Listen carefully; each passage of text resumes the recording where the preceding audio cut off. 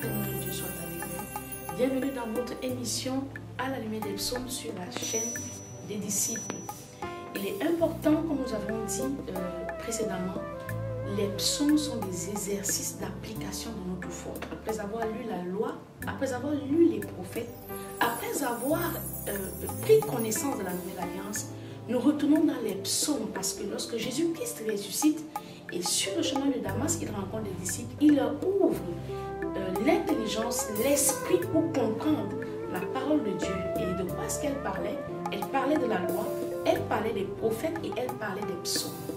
Les psaumes sont des exercices d'application de notre foi. Et nous l'avons dit, lorsque un enseignant vient donner cours, il a un objectif pédagogique à fixer. Il a un objectif pédagogique à laisser en héritage à la personne qui l'aura enseigné. Lorsque tu es professeur dans une matière, tu as pour souci d'amener les apprenants de ta classe à être capables d'encaisser les épreuves ou alors les examens qu'ils vont affronter après avoir passé du temps à les enseigner. Et comment est-ce que tu fais pour vérifier si tout l'enseignement que tu as passé le temps à transmettre à tes enfants a été écouté? Est-ce qu'ils l'ont pris au sérieux? Est-ce qu'ils ont acquis les compétences que tu voulais leur transmettre? Bien aimé dans le Seigneur, les choses physiques en expliquant les choses spirituelles. Tout enseignant qui tombera sur cette vidéo aura une meilleure compréhension de ce que nous disons. Lorsque j'ai un objectif pédagogique, je vais d'abord commencer par un matériel didactique. Jésus-Christ est venu lui-même pour que nous ayons sur quoi poser nos fondations, les fondations de notre foi. Et donc c'est ça le matériel didactique. Après cela, nous avons ce qu'on appelle la transmission ou alors l'enseignement, la transmission du savoir, par l'art d'enseigner. Et donc pendant l'évolution de la transmission du savoir, Jésus nous a enseigné la loi depuis la Genèse, il nous a enseigné les alliances, il nous a confirmé la parole des prophètes en se révélant au monde par son Fils unique. Et maintenant, nous retournons dans les psaumes pour voir si la foi que nous avons placée en l'Éternel, si nous avons vraiment retenu ce qu'il attend de nous, d'où les psaumes. Lorsque j'écoute un psaume, je ne fais pas que prier. J'entre dans la profondeur d'un exercice de ma foi qui aboutit à un témoignage. Parce que lorsque vous lisez les psaumes, toutes les fins des psaumes ont de beaux dénouements. C'est des fins heureuses. Pourquoi? Parce que le narrateur, ou alors celui qui chante à l'Éternel un cantique, c'est quelqu'un qui a vu la gloire de Dieu dans sa vie. David est par excellence ce prophète messianique qui a vu la gloire de Dieu manifestée dans plusieurs domaines de sa vie. Dans plusieurs moments de sa vie, David a eu affaire à des ennemis, David a eu affaire au péché, David a eu affaire au combat dans la forêt, David a eu affaire au rejet de sa famille, David a même eu pour ennemis ses propres enfants. Donc, il a ces différents éventails d'exercices de notre foi qui peuvent nous permettre de nous retrouver dans toutes les conditions par lesquelles nous pouvons passer. Et aujourd'hui, donc, à la lumière du psaume 34, nous allons voir comment est-ce que le chrétien d'aujourd'hui doit se comporter dans l'adversité. Le grand leurre que nous avons dans l'église, c'est que les chrétiens d'aujourd'hui continuent de se comporter comme des insensés. Lorsqu'ils sont à l'église, ils ont la foi. Mais lorsqu'ils arrivent dans le monde, ils matérialisent ce que Jésus-Christ avait dit lorsqu'il parlait la parole du Sauveur. Il y a donc ces différents types de terres qui reçoivent la parole. La parole peut tomber sur le bord d'un chemin. La parole peut tomber sur un rocher et sécher. La parole peut tomber sur un cœur rempli de ronces et d'épines et ne pas prospérer, ou alors commencer à jamais puis être étouffé par les difficultés de la vie. Et la parole peut aussi tomber sur un cœur prospère, comme le cœur de David. Et de cette petite graine-là, on obtient un grand arbre sur lequel désormais les oiseaux peuvent s'abriter. Bien aimé dans le Seigneur, la parole de Dieu est bâtie sur l'enseignement. Jésus-Christ est venu pour apporter une bonne nouvelle. Et il allait de ville en ville enseignant les hommes pour que les hommes puissent être rétablis dans leur dignité, partir de l'ombre de la mort sous laquelle nous étions tous avant la nouvelle naissance et retrouver maintenant la vie et la plénitude des promesses que Dieu a faites à Abraham. J'aimerais aujourd'hui que tu comprennes qu'à la lumière du psaume 34, Dieu veut te montrer comment te comporter dans l'adversité. Ne sois plus cette terre où la graine tombe et le soleil vient chauffer. Le soleil représentant ici les difficultés de la vie.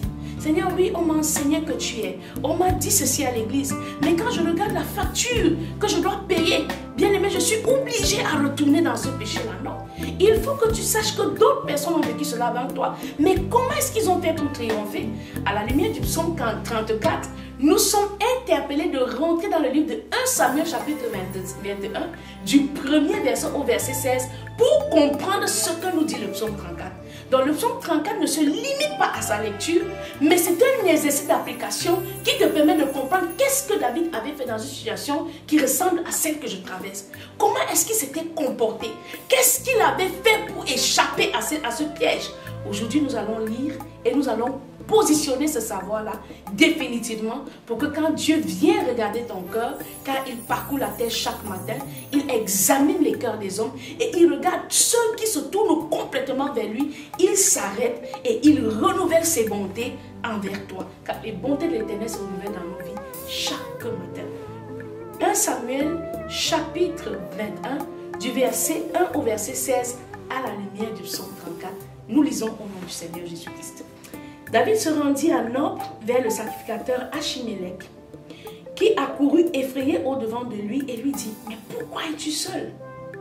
N'y a-t-il personne avec toi? David répondit au sacrificateur Achimélec: le roi m'a donné un ordre et m'a dit que personne ne sache rien de l'affaire pour laquelle je t'envoie. Et de l'ordre que je t'ai donné, j'ai fixé un rendez-vous à mes gens. Maintenant, qu'as-tu sous la main? Donne-moi 5 pains ou ce qui se trouvera. Le sacrificateur répondit à David: je n'ai pas de pain ordinaire sous la main, mais il y a du pain consacré. Si du moins tes gens se sont abstenus de femmes. Bien aimé dans le Seigneur, la Bible déclare que lorsque nous sommes dans des moments de prière, c'est le seul moment où Dieu nous permet de nous séparer de nos conjoints. Le pain consacré ici, ou le pain de préposition, David s'en va le manger, mais le sacrificateur est clair et il dit: je peux vous le donner à manger à condition que vous soyez abstenus d'avoir des rapports ou des relations avec des femmes. La parole de Dieu a le remède à la société que nous traversons.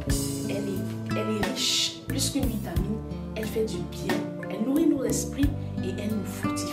Elle nous affûte pour devenir cette flèche dans le carquois et atteindre le cœur des ennemis de nos familles. David répondit au sacrificateur: nous nous sommes abstenus de femmes depuis 3 jours que je suis parti et tous mes gens sont purs. D'ailleurs, si c'est là un acte profane, il sera certainement aujourd'hui sanctifié par celui qui en sera l'instrument. Alors le sacrificateur lui donna du pain consacré, car il n'y avait là d'autre pain que du pain de proposition, qu'on avait ôté de devant l'Éternel pour le remplacer par du pain chaud au moment où l'on l'avait pris. Là, ce même jour, un homme d'un des serviteurs de Saül se trouvait enfermé devant l'Éternel. C'était un Édomite nommé Déog, chef des bergers de Saül. David dit à Achimélec: n'as-tu pas sous la main une lance ou une épée?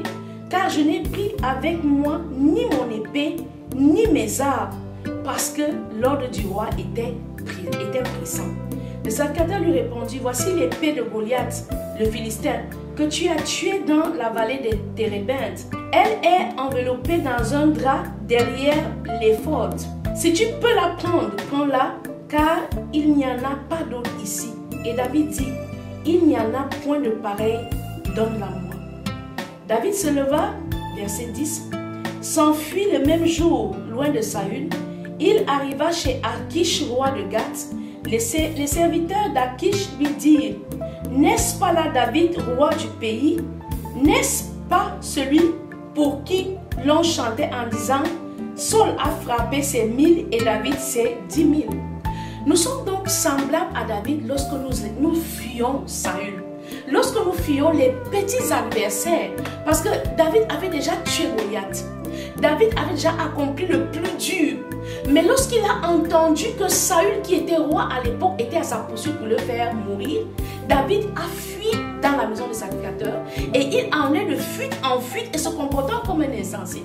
Beaucoup d'entre nous faisons la même chose. Nous avons déjà remporté des victoires énormes. Tu étais célibataire, Dieu t'a donné un mari. Mais quand viennent les épreuves dans le mariage, tu te comportes comme David. Tu commences à demander les paix des autres. Tu vas vers d'autres pasteurs, tu vas vers d'autres enfants de Dieu. Homme de Dieu, soutiens-moi dans la prière. Ce n'est pas mauvais. Mais il est important que tu te rendes compte que tu as la responsabilité de manifester Christ dans le siècle présent. Parce que nous avons été sauvés pour enseigner les dominations dans les lieux élevés, qu'il est capable de vivre dans la chair, sur cette terre et manifester la sainteté. Donc le problème que nous avons souvent, nous qui avons donné nos vies à Jésus-Christ, c'est que tout va bien quand notre foi n'est pas challengée. Une fois qu'on rencontre des épreuves, on va chercher et prêter les épées des autres. Est-ce que David avait eu besoin d'épée pour tuer Goliath? Non. Jésus avait mis sa puissance en cette pierre et il a manifesté la révélation de Jésus-Christ sur la victoire du prince des ténèbres. Nous avons besoin de repositionner notre foi et il n'y a rien de plus habile qu'un psaume pour nous amener à comprendre quelle est l'attitude que Dieu attend de nous dans une situation précise que nous traversons. Les psaumes sont donc des exercices d'application pour apporter la vie à ta foi, la capacité pour toi de produire des œuvres qui seront agréables à Dieu et de ce cœur de berger-là naîtra le témoignage que tu espères. David donc est pris de peur, va de fuite en fuite et mendie l'épée. Et pourtant nous aujourd'hui nous avons l'épée de la parole. Nous avons dans la parole de Dieu deux choses. Nous avons la nourriture que David demande au sacrificateur parce que David n'était pas, les hommes n'étaient pas autorisés de manger le pain de préposition. C'est quoi le pain de préposition? C'est cette sainte scène que tu vois à l'église. Tous les jours, quand on a fini de prier, on le fait en mémoire du corps de Christ.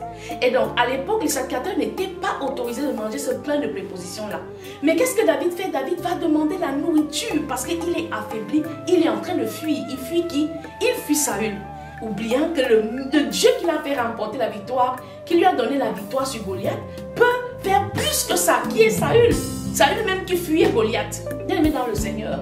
Nous sommes à l'exercice du psaume 33, à la lumière du psaume, nous sommes à l'exercice du psaume 34, à la lumière du psaume 34. Désormais, tu comprendras que si Dieu m'a fait remporter des victoires sur la montagne, il sera le même Dieu dans la vallée. Donc, ici, nous voyons comment David va demander la nourriture au sacrificateur. Il demande l'épée de Goliath pour se défendre, mais il oublie une chose. Il y avait déjà dans la présence de Dieu assez d'énergie pour qu'il triomphe encore. Et le chrétien d'aujourd'hui, qu'est-ce qu'il fait? Il oublie que la parole de Dieu est la nourriture qui va donner la force à son esprit. Et la même parole de Dieu est une épée à double tranchant qui a la capacité de séparer sa vie de toute forme de ténèbres. Donc, ne te lamente, ne t'affole pas. Quand tu traverses une période difficile en tant qu'enfant de Dieu, oui, c'est bien d'aller vers les autres, mais souviens-toi que la parole est à portée de main. Souviens-toi qu'il y a l'épée de la parole à ton chevet. Souviens-toi que ta Bible est la nourriture spirituelle dont tu as besoin pour reprendre des forces et pour affronter cette situation qui te fait autant fuir. Verset 11. Les serviteurs d'Achish lui dirent: n'est-ce pas là David, roi des pays? N'est-ce pas celui pour qui l'on chantait en disant: Saül a frappé ses 1000 et David ses 10 000? David prit à cœur ces paroles et il eut une grande crainte d'Achish, roi de Gath. Il se montra comme fou à leurs yeux. Oh, c'est ce que nous faisons tous. Nous devenons subitement insensés.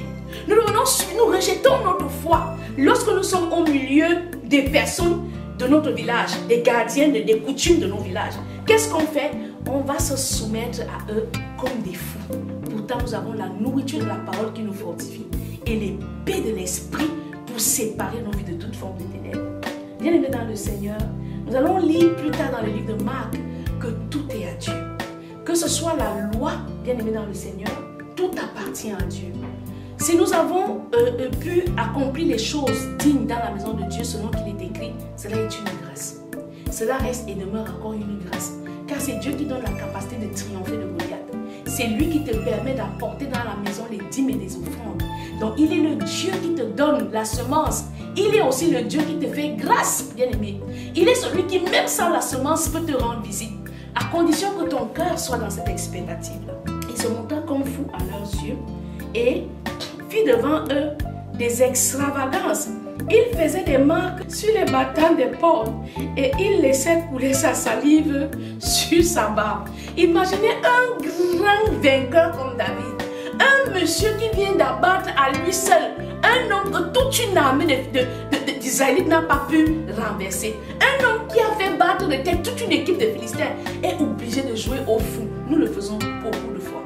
Nous le faisons tout le temps lorsque devant une belle-mère qui nous rejette, après que Dieu nous ait donné le marié, nous partons en retraite et nous devenons des mendiants de l'amour. Nous nous prosternons devant ces choses qui n'étaient même pas égales à la difficulté d'entrer dans un mariage.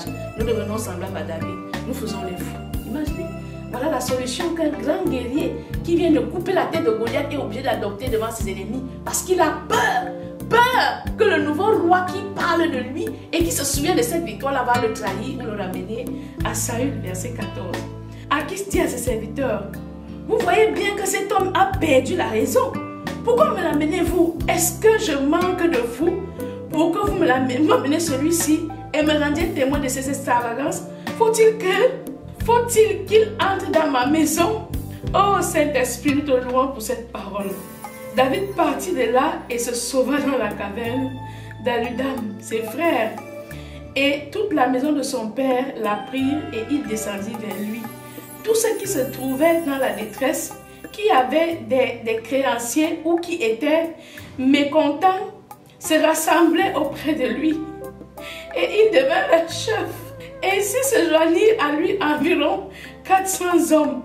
De là, David s'en alla à Mispé, dans les pays de Moab, et il dit au roi de Moab, permets, je te prie, à mon père et à ma mère de se retirer chez vous, jusqu'à ce que je sache ce que Dieu fera de moi. Et il les conduisit devant le roi de Moab, et ils demeurèrent avec lui tout le temps que David fut dans la forteresse. Le prophète Gad dit à David, ne reste pas dans la forteresse, va-t'en et entre dans le pays de Juda. Et David s'en alla et parvint à la forêt de Héred. Bien-aimés dans le Seigneur, nous avons besoin de comprendre que nous sommes des représentants de Jésus-Christ sur la terre. Est-ce qu'il y a quelque chose? La Bible déclare que qui est le Fils de l'homme pour que Dieu prenne crainte de lui? Qui est l'homme pour que Dieu se souvienne de lui? Il faut que tu saches que si tu n'es pas mort jusqu'à ce jour, c'est que Dieu t'a voulu en vie. Si tu tiens encore sur tes deux pieds jusqu'à ce jour, Dieu t'a voulu en vie. Ce problème qui survient aujourd'hui, là, Dieu n'est pas étranger. Ce problème qui survient aujourd'hui, là, Dieu n'est pas surpris par ce qui t'arrive. Mais ce que tu dois faire, c'est que tu dois te nourrir de la parole. Tu dois apprendre à prendre des forces, comme David. David a pris le pain de proposition. Ici, il représente la parole de Dieu. Nous avons ces choses sacrées dans nos mains qui est la qualité, la capacité de donner la force à notre esprit pour affronter les difficultés qui se présentent à nous. Le problème est peut-être que tu es affaibli. Retourne dans la parole. Retourne dans la présence de Dieu. Saisis l'épée de l'esprit. Oui, la parole est l'épée de l'esprit. Et brandis-la fièrement parce que tu es un représentant de Jésus-Christ sur la terre. Ne fuis plus. Ne deviens plus fou comme David pour échapper à la mort. Souviens-toi que le Dieu qui t'a permis de tuer ce Goliath-là va encore te donner Saül, sans même que tu ne sois obligé de passer pour un fou. Et voilà donc, David est obligé de user de folie pour que le roi Achis ne le traduise pas devant Saül qui est à sa poursuite. Nous allons donc lire le psaume 34. Avec cette compétence-là, nous allons mieux comprendre la lumière ou alors être éclairés par la lumière du psaume 34 que nous lisons au nom du Seigneur Jésus-Christ. De David, lorsqu'il contrefit l'insensé en présence d'Abimelech et qu'il s'en alla chasser par lui. Je bénis l'Éternel en tout temps, sa louange sera toujours dans ma bouche. Que mon âme se glorifie en l'Éternel, que les malheureux écoutent et se réjouissent. Exaltez avec moi l'Éternel, célébrons tout son nom. Nous nous souvenons ici que lorsque David a trouvé refuge dans cette forteresse-là, il y avait dans la forteresse-là des gens aussi qui étaient endettés, des gens qui fuyaient leurs créanciers, des personnes qui ont été jetées par la vie, abandonnées et se sont retrouvées tous dans le même lieu avec David. Et c'est là-bas que David a appris à être roi pour la première fois. Peut-être que la situation que tu traverses aujourd'hui, Dieu veut t'apprendre le leadership. Peut-être que cette difficulté après la bénédiction que Dieu te fait traverser, c'est pour t'apprendre à dépendre complètement de lui. Parce que s'il y avait une différence entre Saül et David, c'est que Saül faisait des choses hors de la volonté de Dieu. Mais David faisait le cœur de Dieu. David, comme Jésus-Christ, s'attelait à faire la volonté et aimait la volonté de Dieu. David était proche de Dieu et ce que David aimait par-dessus tout, c'est que le nom de l'Éternel soit glorifié. C'est que le nom de l'Éternel soit honoré dans ses voies. David pouvait commettre des péchés, mais il savait reconnaître que s'il en est là, c'est que Dieu lui a donné la force d'être en vie et retourner rapidement se repentir. Dieu a besoin que tu aies cette attitude-là. Dieu qui veut t'élever aujourd'hui, ne regarde pas les situations qui se présentent après avoir tué ton Goliath comme des obstacles. Il te prépare à la volonté.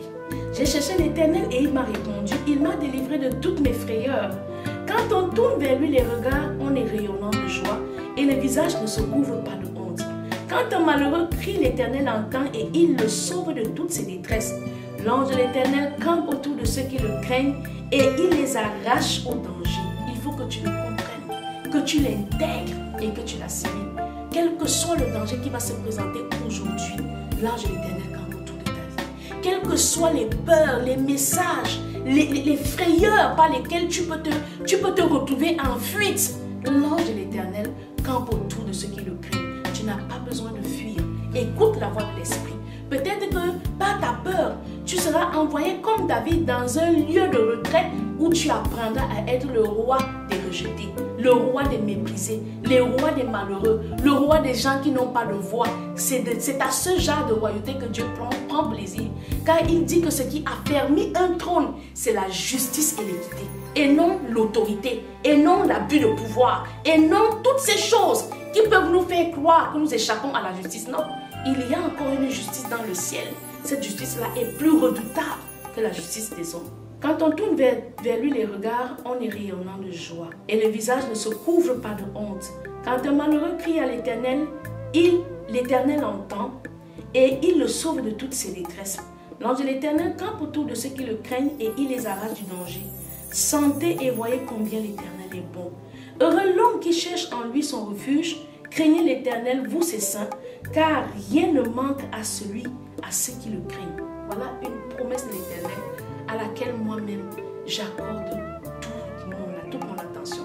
La Bible est claire et le dit au verset 10 du psaume 34. Craignez l'Éternel, vous ses saints, car rien ne manque à ceux qui le craignent. Il y a une sécurité à être dans la présence de Dieu, à vivre dans la sanctification. Les lionceaux éprouvent la disette et la faim, mais ceux qui cherchent l'Éternel ne sont privés d'aucun bien. Venez mes fils, écoutez-moi, je vous enseignerai la crainte de l'Éternel. Quel est l'homme qui aime la vie? Ici, David est déjà en train de s'adresser à ce peuple que Dieu a constitué pour lui pendant sa fuite, à ces endettés, à ces fuyards, à ces personnes fragilisées par la vie, à ces personnes qui n'avaient plus qui avaient été privées de leur liberté à cause de leur offense. Et c'est à eux que David s'adresse ici en disant, venez mes fils, écoutez-moi, je vous enseigne la crainte de l'Éternel. Quel est l'homme qui aime la vie, qui désire la prolonger pour jouir du bonheur? Tu crois peut-être qu'aller à Dubaï, c'est ça qui rend heureux. Tu crois peut-être que te compromettre et entrer dans des choses qui sont loin de la crainte de l'Éternel, c'est ça qui va te rendre heureux. Tu crois peut-être que tu aimes mieux t'habiller que Dieu ne peut t'habiller. Il dit que même les vêtements de Salomon n'ont pas autant de valeur que la chlorophylle avec laquelle il habille les plantes des champs. C'est un vêtement vivant. Nous connaissons le principe de la chlorophylle. Il est vivant et non seulement il est vivant, mais il est utile à la vie. Parce que nous avions des vêtements qui peuvent pourrir. Mais Dieu nous revêt de la vie comme il a revêtu les plantes lorsque nous le craignons. Car si Salomon était riche, les habits de Salomon n'étaient pas vivants, comme la chlorophylle qui habille les feuilles. Non seulement vivant, mais utile et participant à la vie, car la chlorophylle apporte l'oxygène et émet aussi le gaz carbonique. Les habits des plantes sont vivants. Combien de fois Dieu ne nous valorise-t-il pas plus que ces plantes-là? Donc il est important que tu comprennes, bien aimé dans le Seigneur, que Dieu t'amènera dans les difficultés pour te bâtir. Et ces moments d'apprentissage-là te conduiront à plus grand. Et ce salut que tu fuis aujourd'hui, cette belle-mère, ce beau-frère, cette belle-sœur, ce patron, cet ennemi de ta paix qui te fait tout le temps fuir, sera sous tes pieds très prochainement. Quel est l'homme qui aime la vie, qui désire la prolonger pour jouir du bonheur? Préserve ta langue du mal et tes lèvres des paroles trompeuses. Éloigne-toi du mal et fais le bien.